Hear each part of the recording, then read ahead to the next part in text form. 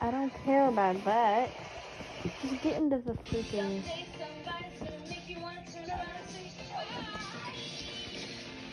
You know what? I'll just blab through this. Stay in the moment with Hefty will do the dishes.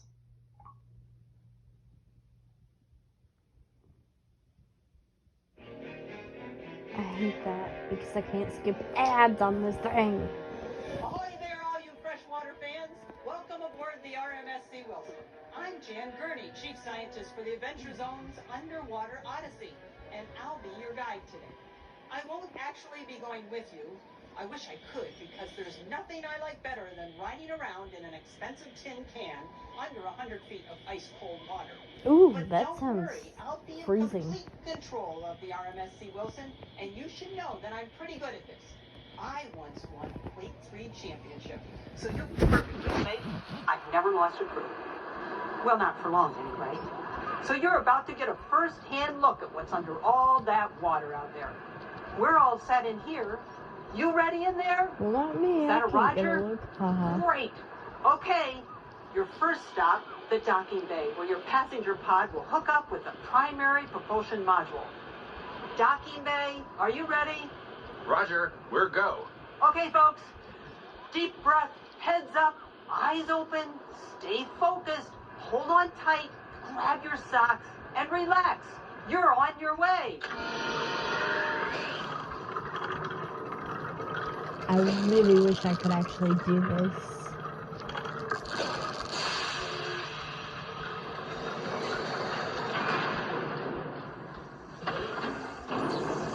Ontario is one of the 5 Great Lakes. That's They true. stretch 1,600 miles, creating a natural border between Canada and the United States. That's also Add true. the 5 Great Lakes together, and you have the largest body of fresh water in the world.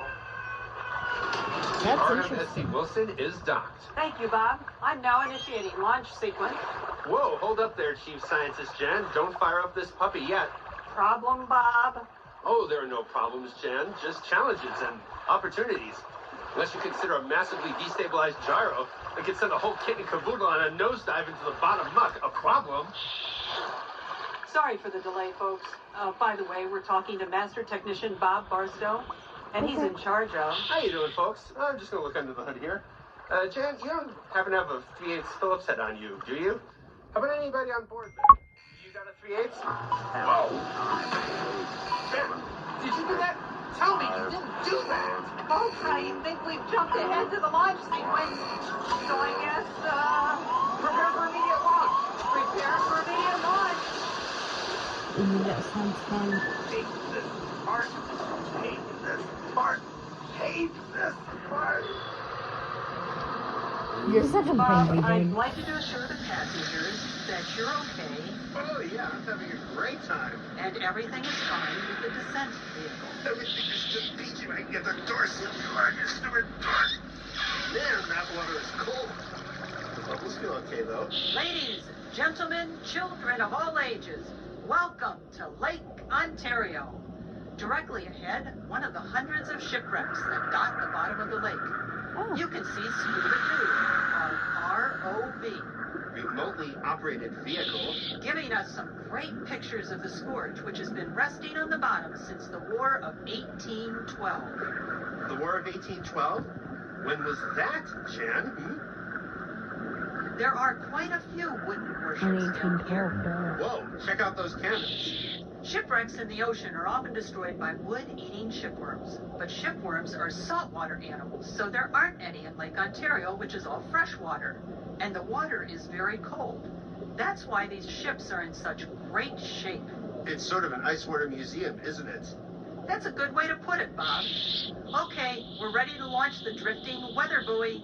Is that what I've been sitting on? Ah, well, that explains the strange temperature readings I've been picking up. And now, please step away from the buoy. 3, 2, 1. This buoy will help meteorologists keep an eye on Lake Ontario, which has a big impact on our weather. It's the main reason we get a lot of the snow we're famous for. True. In fact, We're in the snowiest populated area this side of the Rockies. Hello, what's that? A straight-shelled cephalopod. Thought so. It's looking right at me. It's only a fossil, Bob, but they were giants up to 12 feet long. No, Early that's relatives cool. of the squid. Calamari giganticus. These fossils are 450 million years old. What? Lake Ontario is only about 10,000 years old.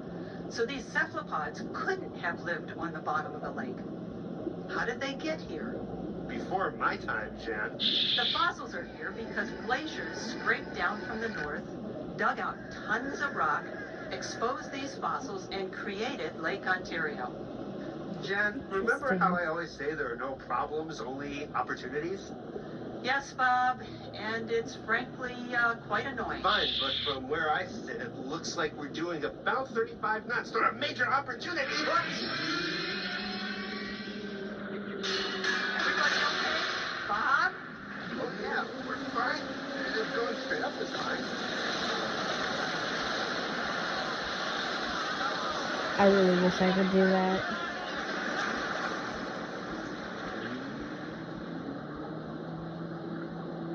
Jan, any chance you have a map that's less than 10,000 years old?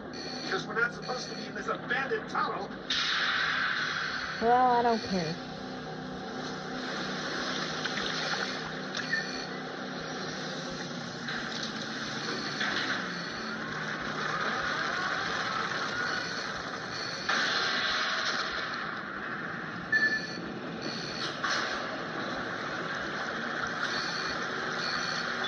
Well, this trip has taught us a little bit about archaeology, geology, and how Lake Ontario affects our weather.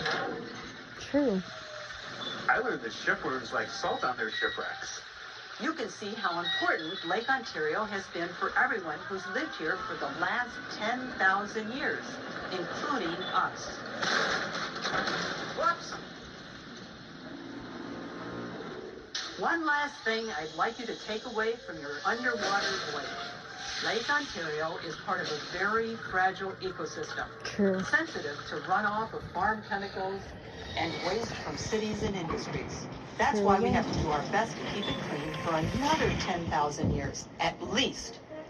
Here you are, safe and sound. On behalf of the entire crew of the RMSC Wilson, thanks for joining us, and we hope you enjoy the rest of your visit.